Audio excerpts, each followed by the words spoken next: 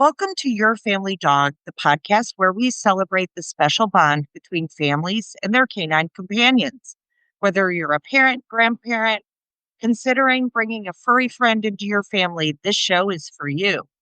Each episode, we dive into topics that matter: training tips, health advice, the newest research, heartwarming stories, and expert interviews, both canine and human. Our goal is helping families and dogs grow up together, one episode at a time. Thanks for joining us. Welcome back to the Your Family Dog podcast. I'm joined today by Emily Priestley, who specializes in working with herding breed dogs struggling in pet homes. Emily offers virtual group classes for reactivity, fear, aggression, and other issues that interfere with daily life.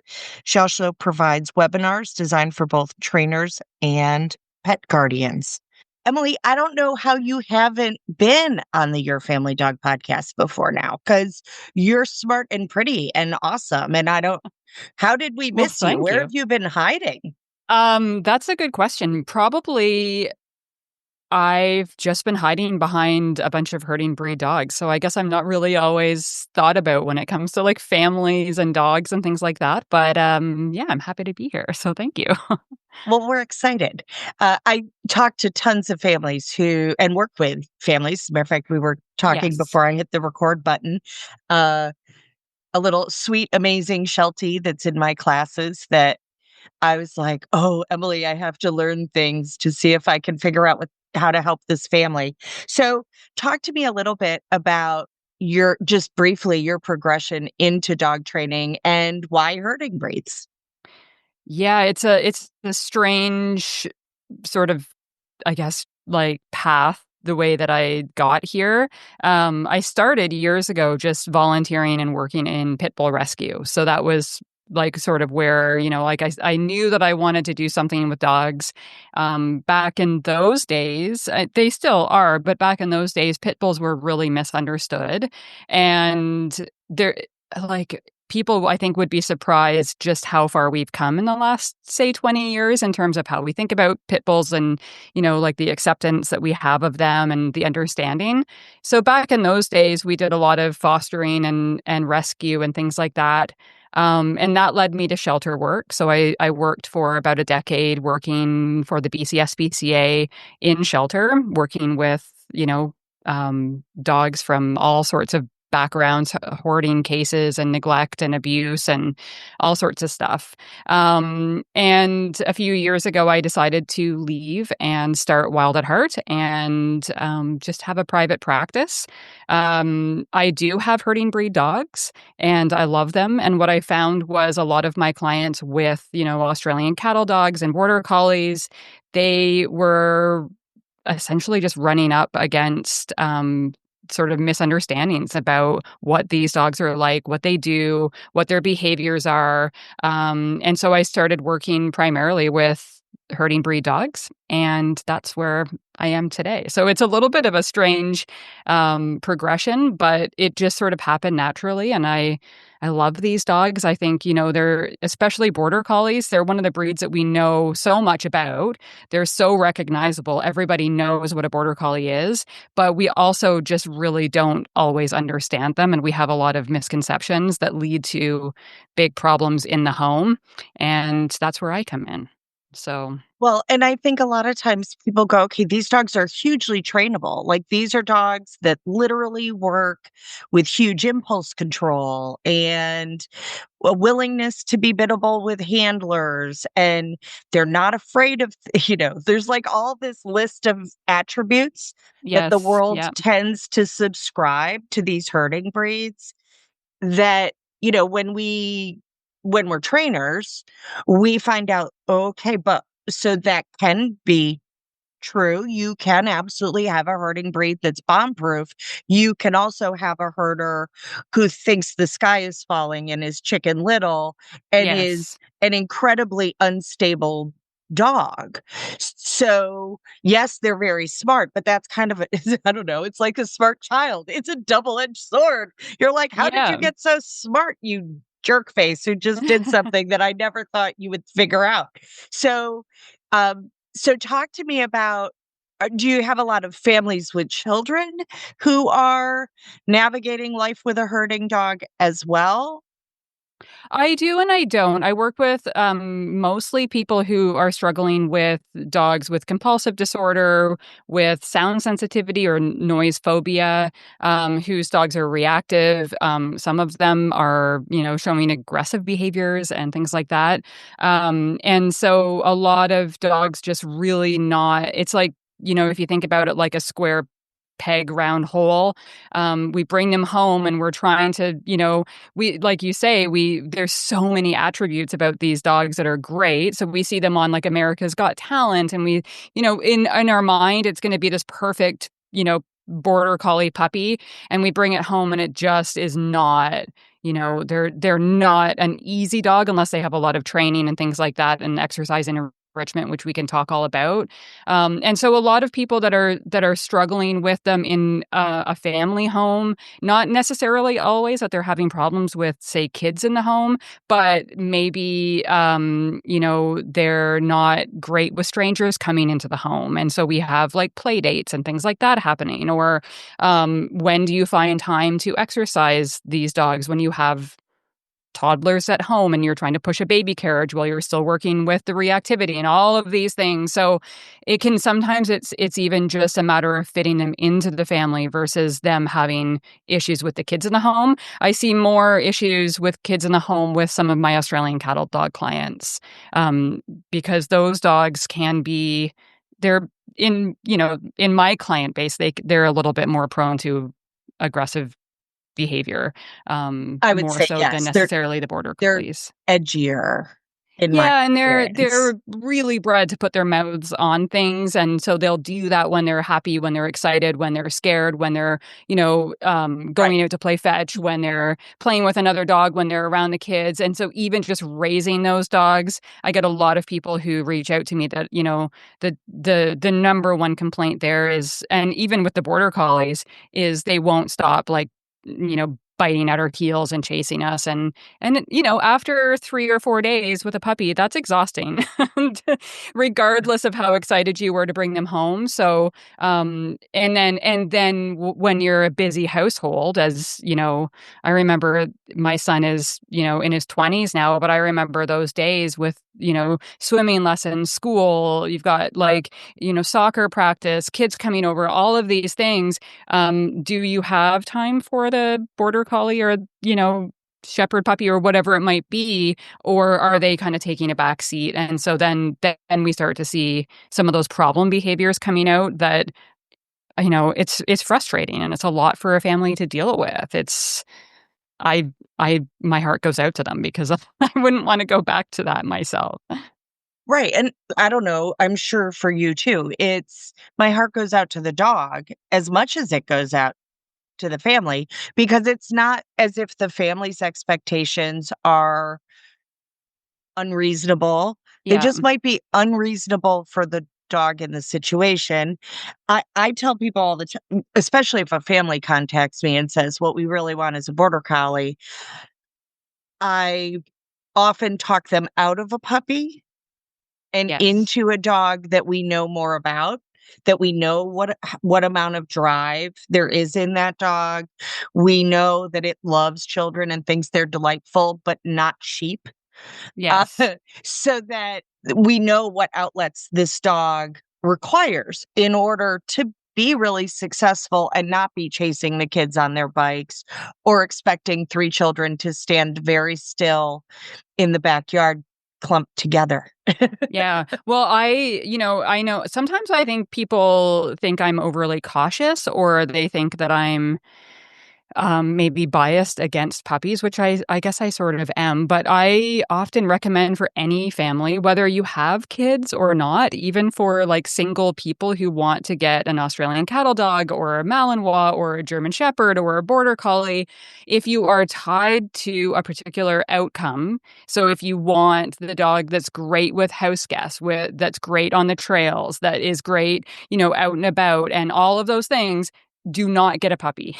Always get an adult dog around 2 or 3 whose personality or sort of temperament is known to us, And I know people think that I'm being overly cautious with that because they hear things like it's all in how you raise them and all of these sort of sound bites. But the reality is we don't know what we're bringing home when we bring home the 8-week-old puppy.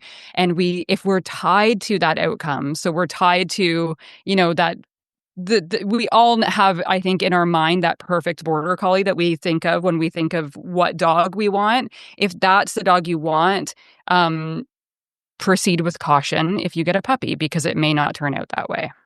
Well, right. I mean, we don't pick our spouses when they're infants.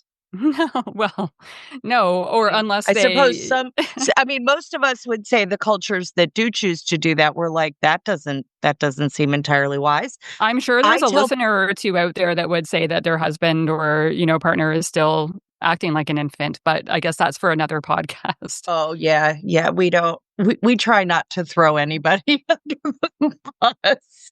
Trainers, families, breeders, vets, doesn't really matter. We try not to hurl them anywhere. The um I say to people all the time, when you get a puppy, you're buying potential, Yes, yeah. And, right? That's a for big me, like, unknown.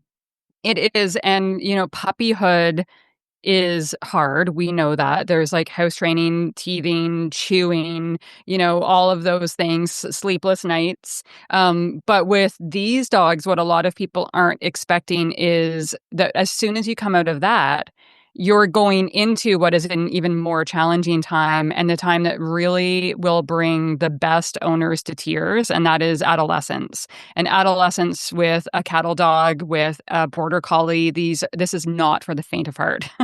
It's, one of those situations where like it's going to get worse before it gets better. And most people aren't expecting that. I think most families know, we have to put in some time with house training. We have to put in some time with chewing, things like that. They're not expecting that that's just the beginning with these dogs, and the teenage, sort of adolescent pups are going to give you a real run for your money. And most of my gray hairs are from the last few years with my border collie. So Most of my gray hairs. There's 3 reserved for Christopher, but other than that. So, it's interesting that you talk about that. So, I'm a second generation dog trainer. Both of my parents were dog trainers as well. They were breeding and showing, and I kind of grew up in this wonky, weird world of dog behavior and training. And I started an adolescent puppy class about 3 years ago. It might have even been through COVID. It might have been during COVID that I was like, okay, so what I'm seeing happen in the industry is we're supporting people through the easiest part. yeah, Right? The puppy is sleeping a ton.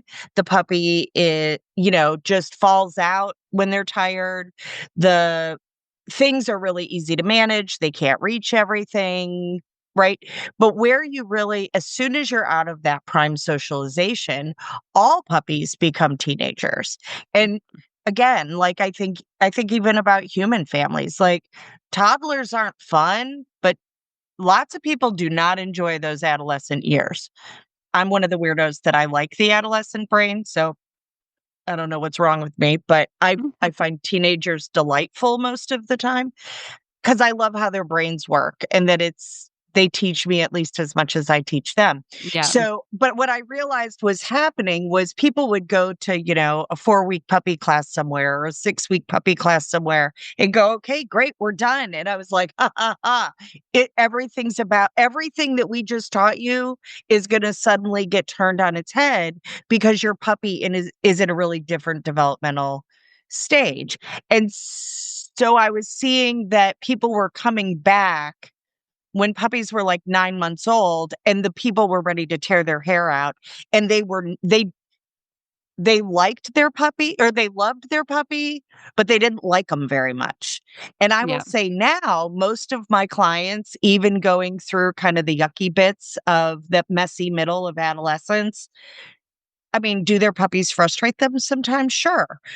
But we're in a much different brain space about it. Like, he's a teenager, we're working through it, it's gonna be fine. Like, we kind of are we're I think they're finding their stride better. yeah. Now, I will say that some families seem to go, no, no, no. We thought we would do like a 4-week class and then Mhm. be done. And I was like, oh, sweet person, no.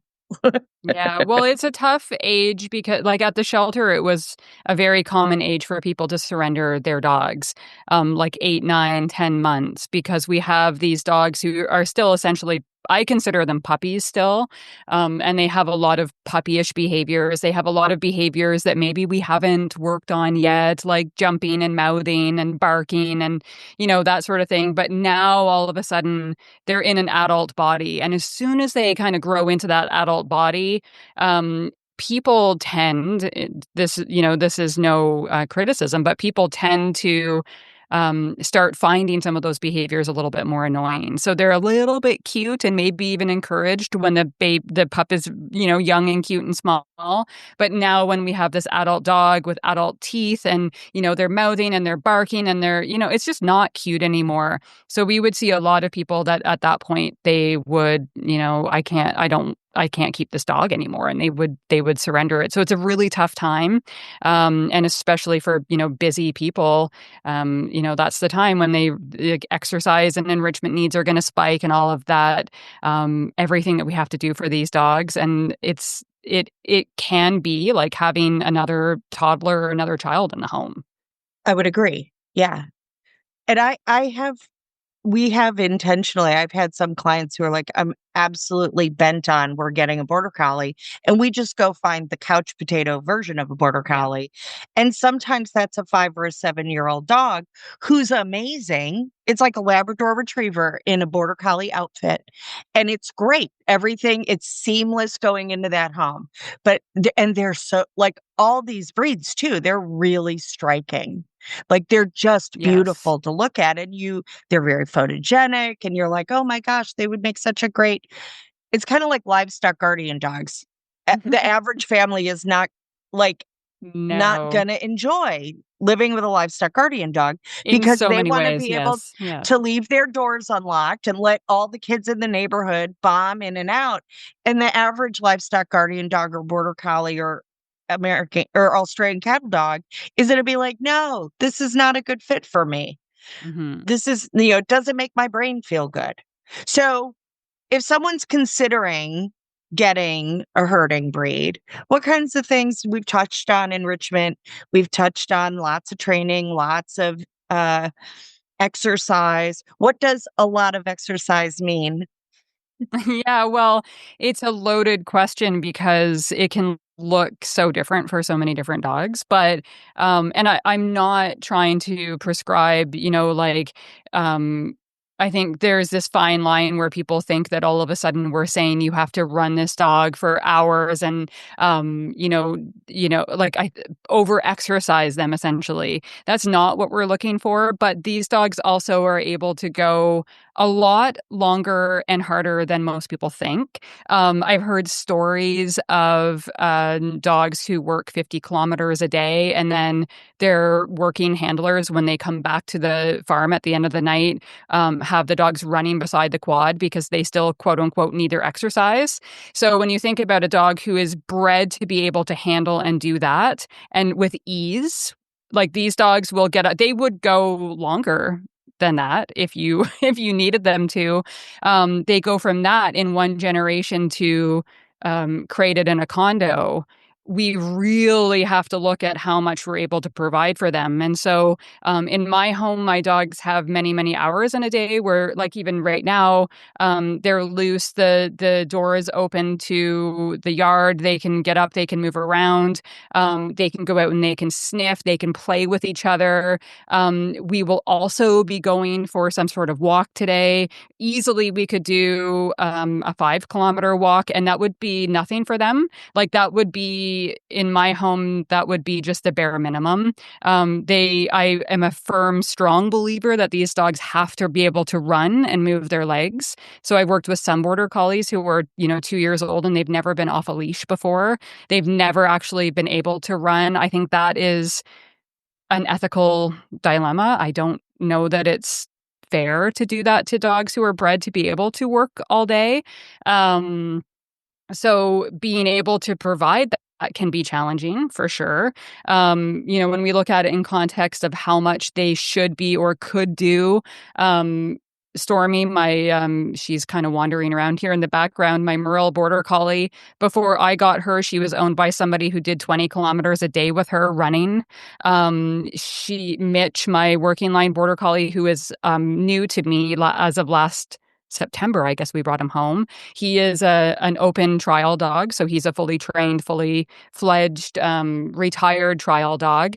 He was, doing trials at 8 years old and still doing, we do kilometers here in Canada, but he was doing like 8 kilometers a day running beside a quad for exercise every day, into his senior years. And so a lot of people aren't even prepared to do that for the 2-year-old border collie, right? So I think they really need to be able to run. They need to be able to move their bodies, have the choice of maybe when to do that. So, that they can go and sniff or they could play and just have that option. And then we would still be looking at enrichment as well, because for some of these dogs, you could run them for 8 kilometers or, 10 miles, whatever it might be, bring them home and they're like, great, but my mind is still Right. busy. You haven't, we've moved the body, but I haven't done any thinking yet today. Right. May So I have some then calculus, please?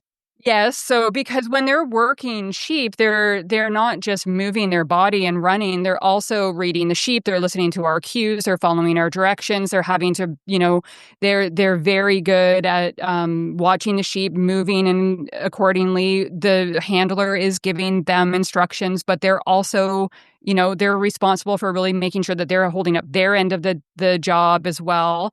So there is that part of them that still wants to be able to think things through. So then coming home and then maybe doing some trick training or some scent work or like scatter, like that's where all of these sort of the enrichment comes in. We want them to be able to sort of use their brain and think through things. So, I'm exhausted just thinking about it. Yeah. It's like if I had that much energy, my house would be spotless. Yeah, exactly, right? Like if we could, if I could breed them to do some tasks around the house, that would be great. But that's the sort of reality of it. And I find that I'm doing that for my dogs every day. I've got one who is 4 and he's very active, very young. He needs to run every day. Like that's his love language. And then I also have 2 senior border collies. And, I think people are shocked when I tell them that they can keep up with my younger dogs with no problem. I have to modify things a little bit for them because they are starting to show a little bit of their age. But, at 8 and 9 years old, they're still doing, mile for mile, step by step, the same as my younger dogs. They settle. They're lovely to live with. They're not teenagers and chewing at my home anymore, but they still, in 8, 9 years old, they're still able to go. So when we say this is a big commitment and this is a big, you've got them for all of these years, like you said with the Labrador, yeah, maybe they're going to slow down as they get a little bit older. But some of these dogs, when we're talking commitment, we're talking, you know, you might still be running them at 10 years old, 11 years old. And I Right. know some of them into teens, 15 years old, and still going strong. So, yeah, it's really just a lot of work in a day, and also really hard for a lot of our owners who live in urban areas. They don't have a yard. It's that is really, really tough to try and meet the needs of some of these dogs without space to be able to do that. Right. And then there are communities where leashes are a requirement. So Mm, it's not as if we're going to wilderness areas and being able to take the dog off leash and keep everybody safe doing that. So yeah, I do love that here in the States we have sniff spots, we have which those. Yeah, oh, cool. I didn't know if that was happening in Canada. My yeah. Canadian clients are all like, "I don't know." Oh So, no, we do. I'm Yeah, happy to hear that because that can really be a game changer for a lot of dogs. But again, my average family is like going all day long and then passing out and falling into bed at night. And the last thing they Mhm. want to do is drive 20 miles to go to a, 20-acre sniff spot and let their dog run for 2 hours.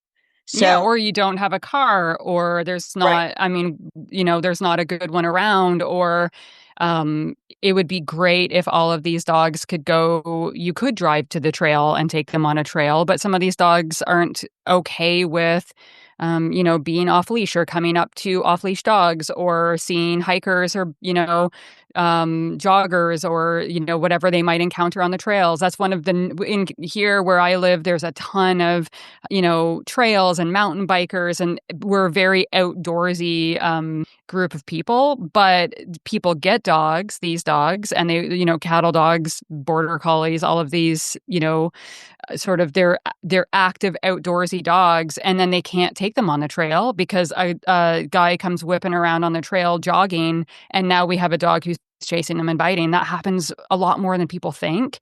And so then what do you do, right? We start to find that the world for them and the guardian gets, smaller and smaller and smaller. And before you know it, like there's only so many places we can go, and there's only sort of so much we can sort of hack. I find like we live in a society where we have all of these sort of life hacks, and we always want to try and find like these loopholes. The problem with this is you can only hack the system so much, but you have to still run them. You have to still provide for them. And so when the world becomes small and you don't have those opportunities, there's really like at some point we have to stop trying to kind of hack the system. Then what do we do? And that again is that sort of round peg square hole, or it can be really hard to fit them into our world. Right. So I'm curious, and if you're not, it's okay. Are you familiar with Kay Lawrence from Learning About Dogs and her Sheep Balls program? I am not. No, I teach a program called I call it urban herding, or dry herding, which is teaching directional cues to these dogs off of stock, and we use a ball or a toy instead. And It sounds similar. it's a great way to double dip because it does work their mind and their body, and so we can have them work a tennis ball. Now, one thing we are missing there, which is a little bit different, is that sort of feel for the stock that they don't have. So what we mean by that is, when the border collie is working sheep, they are watching the sheep and reading the sheep, and the sheep are moving, and so they're taking in all of that. Obviously, with a ball or something, we don't get the same.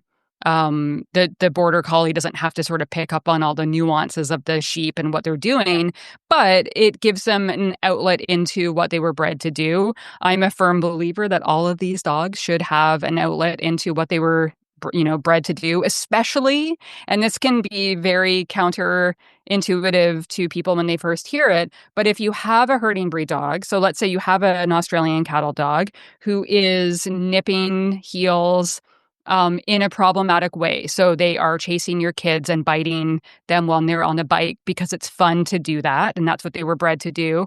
Instead of taking them and stopping that altogether, which is what a lot of people sort of aim to do, just get rid of the problem by, if we don't see it, it's not a problem. The issue with that is it's always going to be in your dog. These are sort of instincts, right? They're in your dog. We spent 100 years breeding them to have it. So just because you don't see it doesn't mean it's not there. So what I like to do is always give those dogs an legal outlet. So a flirt pole, which is like a giant cat toy for your listeners who maybe haven't seen one. You can get them on Amazon for like $20. Even a ball or a tug toy or something. Give them some sort of legal outlet, and then from there we can work on, don't do it with the kids, but do it on the ball or do it on the tug toy instead. But you also get the enrichment as well as the exercise, which is super fun. I love that. So is that a program that's available online, or is that only for your in-person training clients?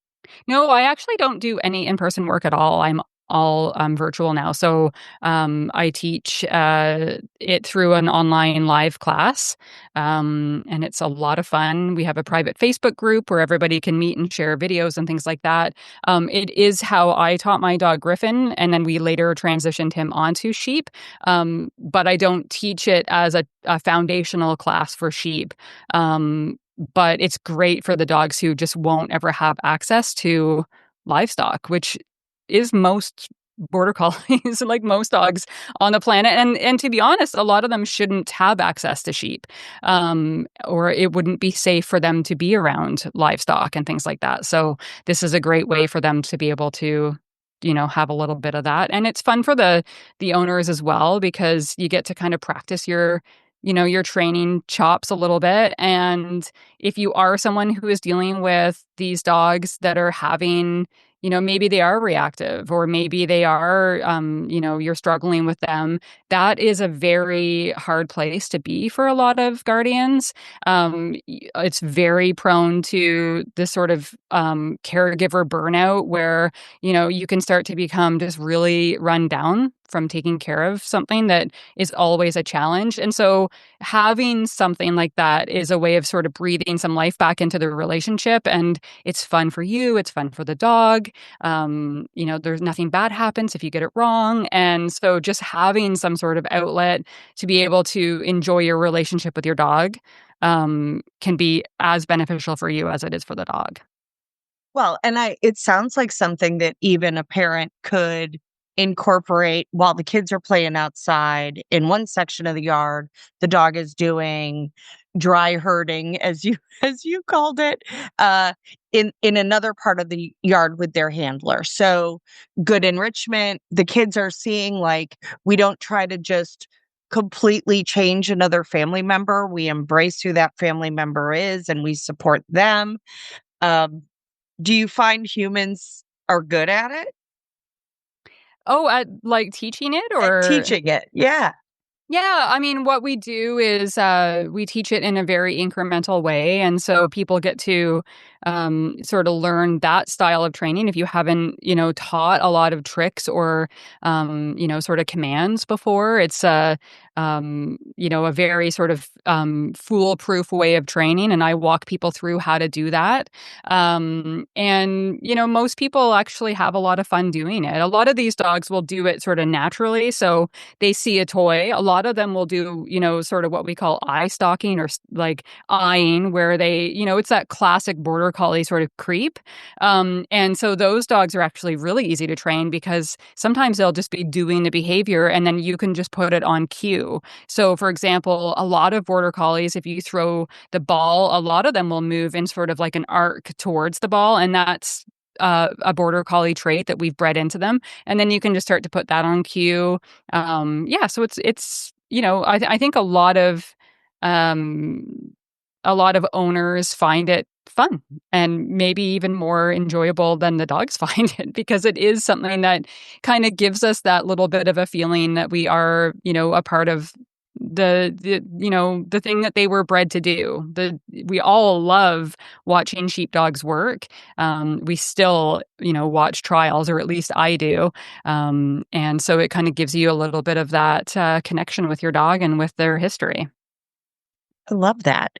So are these dogs that, for the person who has a herding dog who maybe is struggling a little bit with, life in 2025 versus life in 1950 when it would have lived on a farm, do things like treadmills help to? Well, treadmills, like, depending on the dog. I know lots of dogs who love running on, like, especially in the pit bull world. When I came from that, a lot of people have like what we call carpet mills and things like that. So these are treadmills that are not mechanical. Or like in the sense that they're not electric. They're not Right. running, and the dog isn't having to run on them. The dog is running because they choose to be on it, and it's moving because the dog is running. The problem with some of those things are that they're very hard for the average person, again, to kind of come across. Like, they're not cheap. I know like there are some people who, have a regular treadmill, maybe one that was collecting dust in their garage that was, the New Year's Eve shop when you had like I'm going to start exercising in 2025, so you bought the treadmill and you're not using it. I think it can be hard for like maybe the average pet home to get a dog running on a treadmill. So I think it's trying to find ways that it can be easy for people to exercise dogs. Like I love, dry herding. I'm a huge advocate for fetch. It gets a really bad rap these days for no reason. But fetch and flirt poles and all of these things, sometimes when you've been working all day and you have kids at home and, the phone is ringing and the water is boiling over on the stove and you've got to get dinner fed to the kids before you get them to soccer practice.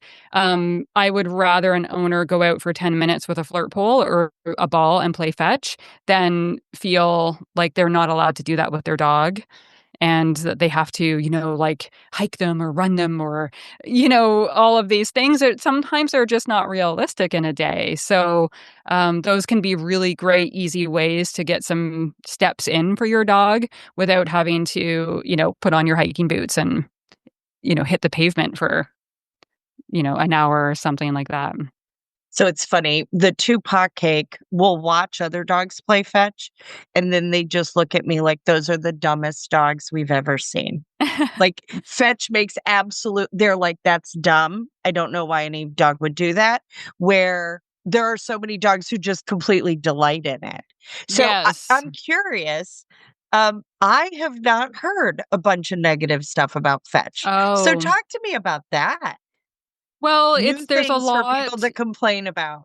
Oh, well, yeah, there's a ton of stuff these days and I started hearing it like I want to say like maybe 4 years ago in my practice, where I would get onto a call with a client and they would say, well, no, I don't exercise my dog. Like I was told not to let them play fetch because there's a few things we hear commonly. One is it makes them compulsive or, obsessive, which we have a lot of information about what compulsive disorder looks like in dogs, and ball play is not one. I know that they can be very intense. I know that they will play all day if you let them, but that doesn't mean that they're in a bad headspace. I mean, these dogs, if I had sheep in my living room right now, my dogs would all be watching them, right? So it's not an indicator of a problem that the dog wants to play and is excited to play. The other thing that you'll hear commonly is that it's causes issues with adrenaline and cortisol. And we actually have no studies to prove that this is the case with ball play or with fetch. We I think it's a misunderstanding of how cortisol or adrenaline functions in the body and what is good cortisol and what is bad. I was a runner, and when I would be running, yes, my body would produce cortisol to, help me through the run, but exercise sort of eats up that cortisol. And it's very different from stress that you would have, if your boss phoned you, say like at 8 o'clock at night or Right. something like that's the bad part. We don't like that stress, but just because cortisol is present doesn't mean something is inherently bad. And you just hear a lot of these anecdotes about how it's too repetitive. And I even see things about how, like, the dog isn't focused on you, they're focused on the ball. And I'm like just also confused by that as being bad. I mean, these dogs, the only way you can play fetch is with the human, unless you had some sort of like a ball launcher. And I'm also a huge advocate that dogs should be given an opportunity to focus on things other than us. We are, you know, like they are captive, and essentially they're zoo animals who have no agency in their life. They don't get to decide any part of their day. We are responsible for when they eat, where they sleep, where they poo, where they pee, where they sniff, if they're allowed to sleep, all of these things.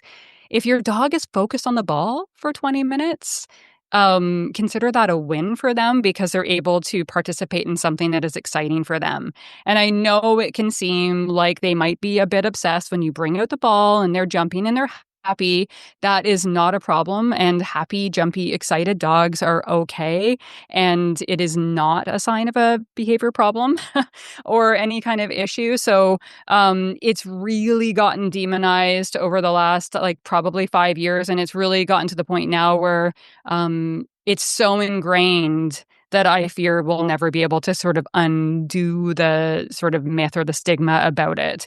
We used to see this back in the old days, and by old days, I mean like 20 years ago in pit bull rescue. The same was said about tug, and we had these things called, do you remember, like, they still make them, but spring poles. So they're like a Mhm. thing that the dog can jump up and play tug by themselves. Like it would hang from a tree or something like that on a spring. So you would see pit bulls jumping up and grabbing them, and they'll just hang there and bob there for, 20 minutes. And back then, the sort of myth was that tug made a dog aggressive. And it came from this idea that the teeth and the growling and they're competing, they're pulling and all of that stuff. But that's really a misunderstanding of what the dog was doing, which is that's not aggressive behavior at all. And the same is with fetch. We have all of these ideas that it's bad, but it's really just a misunderstanding of, the function of what the dog is going through in those moments. So long story short, it's okay to play ball with your dogs. Yeah, and I'm grateful to say that I don't hear that a whole bunch here in Athens, Georgia. I'm I glad. I'm Yes, don't I'm not spend too getting much time on the internet. and and honestly, if I did, I would be like, okay, based on what? Like what Yeah, research yeah. has been done? Now, have I seen dogs that I would say that their play with a ball has become compulsive? Yes.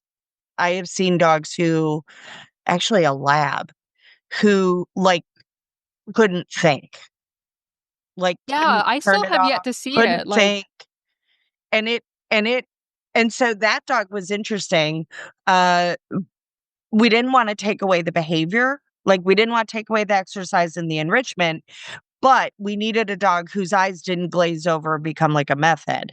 So we eliminated balls for a period of time and played fetch with other objects. So a like a toy that's yep. made to be a fetch stick or stuffed animals or old pant leg of denim with a knot tied Oh, in those it. guys Like will just retrieve anything. Yeah. exactly. And what we saw was that this dog's countenance didn't change the same way Right. and that was more um it wasn't professional fetch.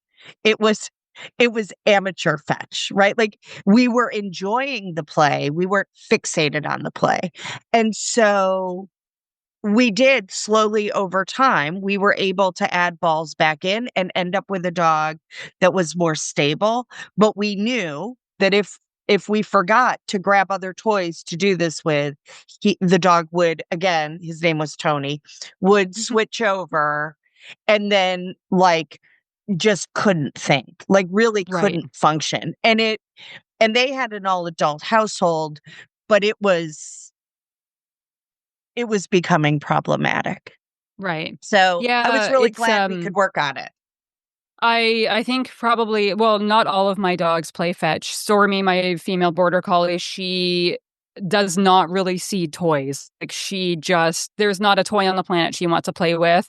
If Griffin, my male border collie, if he's in sort of work mode, if he's acting like a working border collie, all she wants to do is herd him. So that's her full-time job, is herding him, and she just gets to do that and will do that until the day she is no longer wanting to, run and chase and stare at him. Mitch, my new border collie, he will kind of grab a ball and he'll run around and kind of toss it for himself and play with it.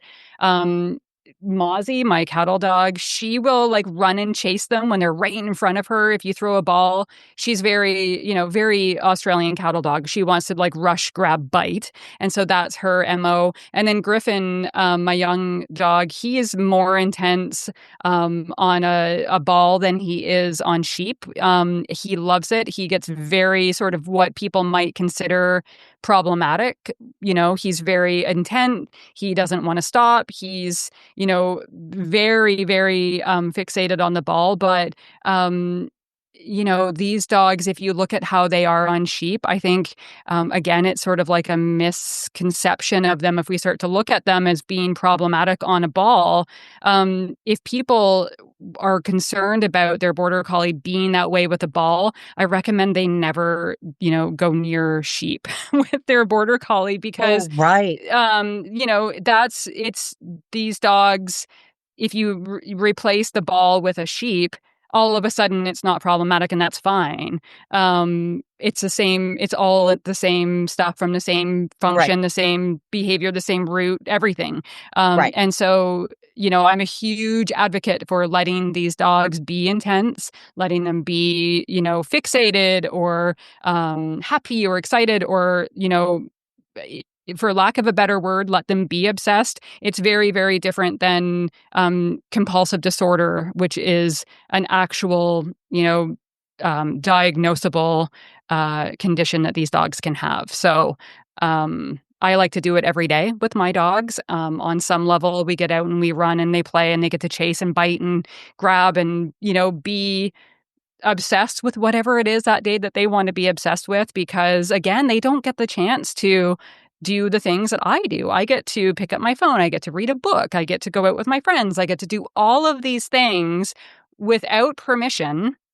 And my Hmm. dogs are expected to like toe the line and, not look too happy and not look too excited and not look too intense and don't stare at something for, all of these things. It's, I just feel so sorry for them sometimes that this is the world that we've created, that as soon as they start acting like a happy or excited dog, we deem it a behavior problem and we squash it all back down for them. So, Well, and I would agree. I think there's some like typical dog behaviors, kind of regardless of breed, that manifest that some dog trainers will act as if it's aggression. yeah. And I'm like, it's not, that's not aggression. Like, that's not that. That's, Hmm. that's a different thing. And, and maybe even to, especially when we're talking kids and dogs, because that's another piece of it, that, the dog is dangerous all the, and I'm like, okay, can conflicts occur? Yes. The vast majority of the conflicts are not going to be dangerous. And we don't want to wear it out, right? Like, we don't want those relationships frayed. We want those relationships really strong, that when someone on either side of the relationship, whether it's the dog or the child, makes an error and startles the other one, that we have good procedures in place for how to navigate that, right? Uh, I know as a mama, well, you're probably a much better mama than I am. I probably was cross with my child at least once a day, and she probably was cross with me at least once a day. And that's probably true with my dogs. Like, there are times that my dogs are like, no, we want to go on the long walk. And I'm like, I would love to go on the long walk, but today's schedule doesn't really, I don't have that time today. So maybe tomorrow, but today we got to do the quick one, right? And finding ways to make that enrichment work for them so that they're not just getting the short end of the stick all the time. Yeah. And Yeah. then Well, I'm manifesting behaviors that I'm like, why have you been barking all day? Well, duh. Because the dog doesn't have other outlets. And so then they start to manifest behaviors that we probably don't enjoy very, like, they're going to make their own enrichment. Yeah, I mean, and dogs like mine, like, now at the point that they're at, I mean, Griffin, my youngest, is 4, so they're not just babies, and Mitch, my oldest, is 9. And so if we don't walk today, or we don't do anything today, like they will still have access to the yard and, moving around and things like that.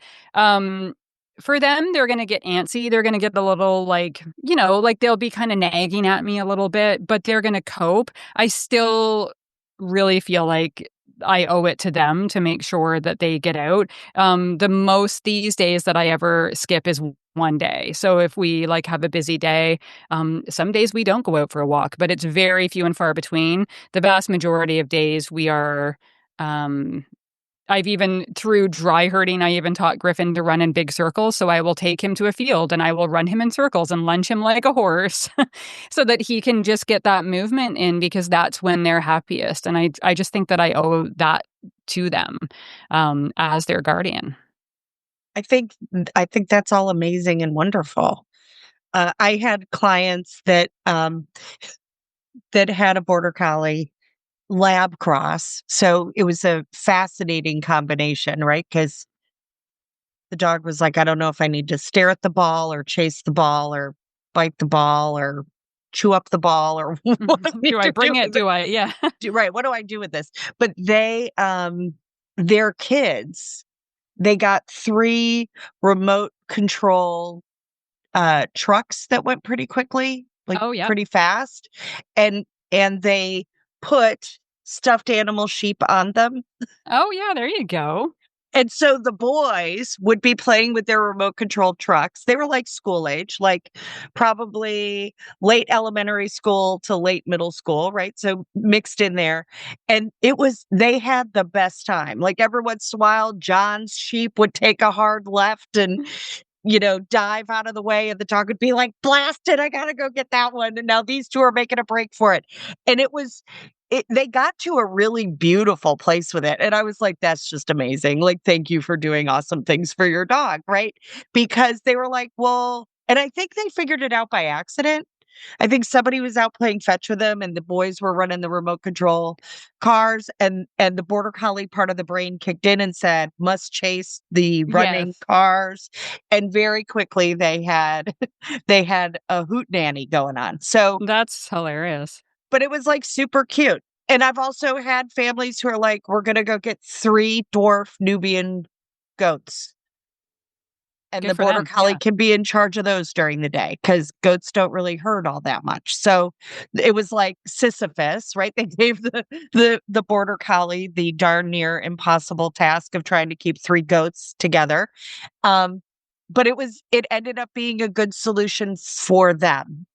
So Yeah. I'm excited to have a resource of someone I can point people to who they can learn new things. That's why I was asking you about Kay's program, because sheep balls, I'm wondering if it's very similar, if it's teaching herding things with a variety of different balls. So from large, big like tri-ball size balls all the way down to tennis balls, and having the dogs learn how to move them. And Yeah, we teach it on anything a dog will work for. So, for some of these dogs, it'll be a soccer ball. For some of them, it will be a tug toy. Like it really, some of them, they like, as soon as you give them a toy, you can already see that that's their thing.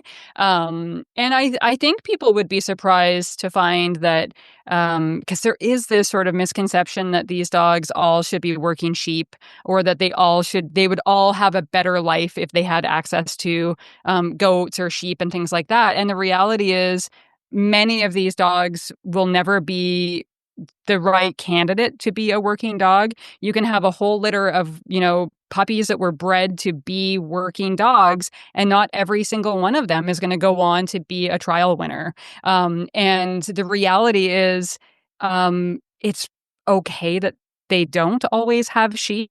Like, even some of my friends who trial and, they breed and trial border collies for work.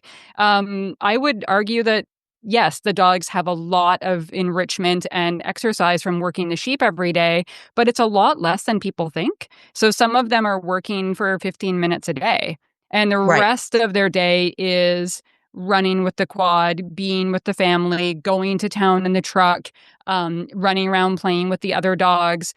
It's not the end all be all. And I would argue that if you took any one of those aspects out of the dog's day, it wouldn't fall apart because, it Right. has so much other stuff going on for them.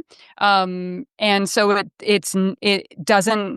doesn't have to be sheep. It doesn't have to be a working farm home. It can be a ball. It can be that your dog has engagement with you and they get to be with you and they get to, come to the post office with you when you go to do errands, things like that, right? So I think a lot of people feel sometimes guilty because they're kind of led to believe that, oh, well, your dog would be better off if it had a farm, or, they just need a job, and all of these sort of like quips that we hear, like, Yes. your neighbor, your sister, your brother, your coworker, you've got a reactive border collie, and it's like, oh, well, he just needs a job, which is like one of my big pet peeves. And so they feel guilty about it. But really, most of these dogs are not every border collie or every Australian cattle dog is fit to work, and not everyone will. And so having other things that you can do with them in a day is equally as amazing for your dog as working sheep. I agree. And I love that you keep coming back around to they're still individuals. Like even within these breed groups, they're still individuals. And some of them are going to want to work sheep, and others of them are going to go, sheep suck. I don't like sheep. Or, hey, that animal's scary. Yeah. Well, I, they are scary. They they can are be very scary. scary. No, Yeah. people don't realize how big sheep are, really. They're Uh, big. I mean, this is a thing, right? If you don't know what you're doing and you bring sheep home, it is dangerous. yes. Sheep that aren't properly sort of, um, we call them dogged. So they're sheep that Right. have been They're worked by dog dogs. wise. um you know it could be dangerous. It can be very dangerous. We had one Yes. ewe who decided she did not like Griffin, and they will turn on a dog. And Yep. if you don't have a dog who is confident to handle that situation, it is very scary for the dog. She ran Griffin off a couple of times, and they learn pretty quick that they can do that with a dog. They wouldn't get away with that with a dog like Mitch, my other border collie. He will not take that kind of behavior from sheep. But it's not for everybody. Like, it's not for everybody. It's not for every Agreed. dog. It's not for the faint of heart. And they are scary. Like, even at the shelter, we housed farm animals quite a bit that would come in through our cruelty investigations department, and the rams that we had were probably the only animal that we ever had that made all of the staff cry. They were big and they would hurt you. They would ram you, and they are, Hmm. 160 pounds of, Right. sheep hitting you. It's not, they're living, breathing things that will move and do things, and they're not Yes. And dumb like people think. So, so I have a good friend locally who raises and breeds working border collies. He trials them. He does a bunch of movie and TV work with oh, who is them. this? I would love to know. Um, Hank Gallops Okay. from Gallup's Border Collies.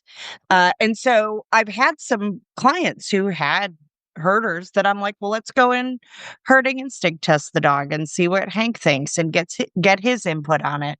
And he put me he put me in the round pen with sheep with one of his dogs, and he's like, I I realized I have no stock knowledge. Like, I, he's like trying to tell me what to do. I'm like, I don't even understand the words Yeah. saying. Yeah. And he's like, don't let the dog do that. And I'm like, how, dude, how? Right. So Yeah. I think there are lots of people who are like, oh, we'll go do herding.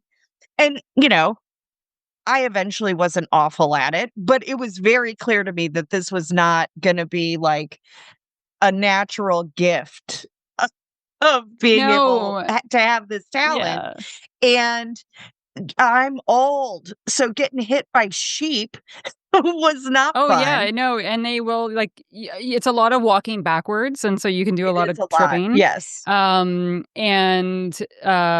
yeah, they're, I don't know, they're not, I've been very lucky with the sheep that we've had, but you have to be very, very careful, and, if you don't have somebody like Hank, like, I've heard stories of people where they'll take their dogs to these, like, farms, and you can rent out the sheep and, put your any dog on them, and that Yikes. to me is scary. A, it's, dangerous. B, that's not necessarily hurting, that's just chasing for Right. for fun, and it's not fair to the sheep, and, as somebody who comes from an animal welfare background, we have to be That thinking about the kind sheep. always.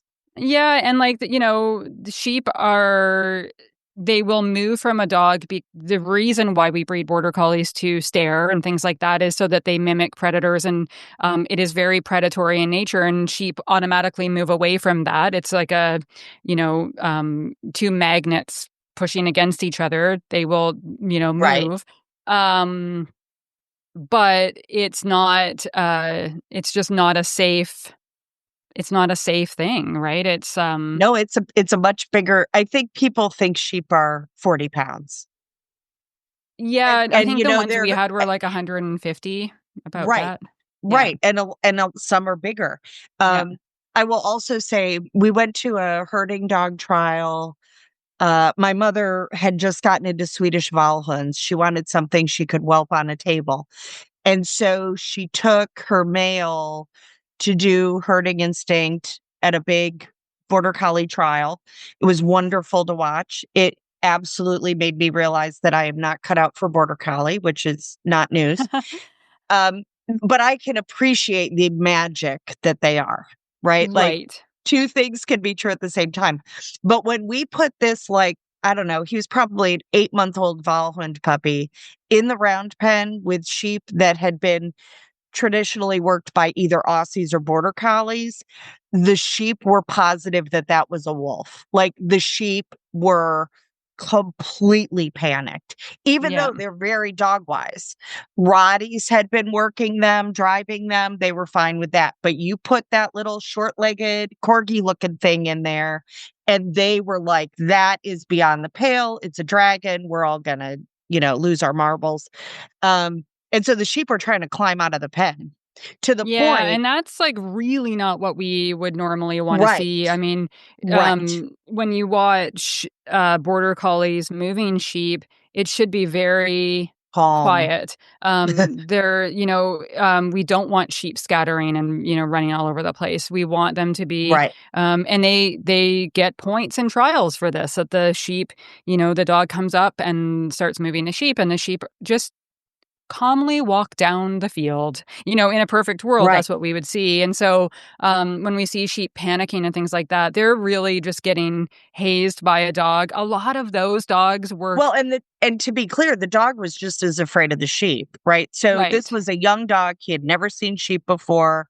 It was one of the judges was like, "Come on, it'll be fun. You could come see what your lab puppy does or what your Jack Russell Terrier does." And kind of, I think he was inviting an experience to see, like, does your dog think this is fun? And do you think it's fun? Because all sports will die if there aren't new people being brought into the sport. But what I would say is, like, the dog wasn't allowed to harass the sheep like that.